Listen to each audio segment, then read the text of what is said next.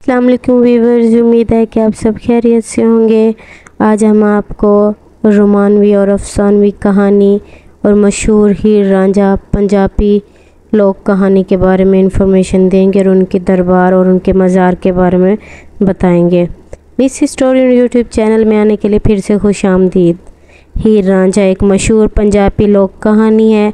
मुतअद्दिद मुसन्निफ़ीन और शोरा ने यह कहानी लिखी है, लेकिन इनमें से सबसे मशहूर वारिस शाह की लिखी हुई हीर वारिस शाह है, जिसमें उन्होंने हीर रांझे की कहानी 1776 में पंजाब में लिखी थी। इस तरह की मज़ीद कहानियों में ससी पुन्नू और सोनी महिवाल वगैरह भी शामिल हैं, लेकिन आज हम आपको हीर रांझा के बारे में बताएंगे, उनकी दास्तान के बारे में।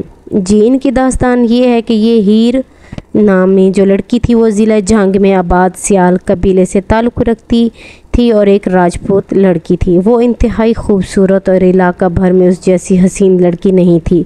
रांझा भी जट और दरिया चनाब के किनारे आबाद के गांव तख्त हज़ारा का बासी था। ये इलाका कोट मोमिन के नज़दीक है। इसके 3 भाई खेती बाड़ी वगैरह करते थे, मगर बाप का चहीता होने की वजह से इसे कोई काम ना होता था और जंगलों में दिन भर फिरता रहता था और वंजली, जिसे बांसुरी कहते हैं, बजाता रहता था। उसने अपनी ज़िंदगी में कम ही दुख देखे थे। जब रांझे का बाप मर गया तो उसका दौरे मुश्किल शुरू हुआ। पहले ज़मीन के मामलात पर उसका भाइयों से झगड़ा हुआ, फिर भाइयों ने उसे खाने देने से इनकार कर दिया। नतीजन ये हुआ कि रांझा ने अपने गांव छोड़ दिया और आवारागर्दी करने लगा। फिरते फिराते वो हीर के गांव जा पहुंचा। हीर ने जब उसे बेरोज़गार पाया तो रांझे को अपने बाप के मवेशी चुराने का काम सौंप दिया और इस तरह उनकी इश्क की कहानी भी शुरू हो गई। रफ्ता रफ्ता रांझे की वंजली ने हीर का दिल मोह लिया और उस अजनबी से मोहब्बत करने लगी। आहिस्ता आहिस्ता इनके लिए एक दूसरे के बगैर वक्त काटना मुश्किल हो गया और वो रातों को बेचैन रहते थे। ये सिलसिला तवील अरसा जारी रहा, लेकिन एक दिन हीर के चचा कैदू ने उन्हें पकड़ लिया।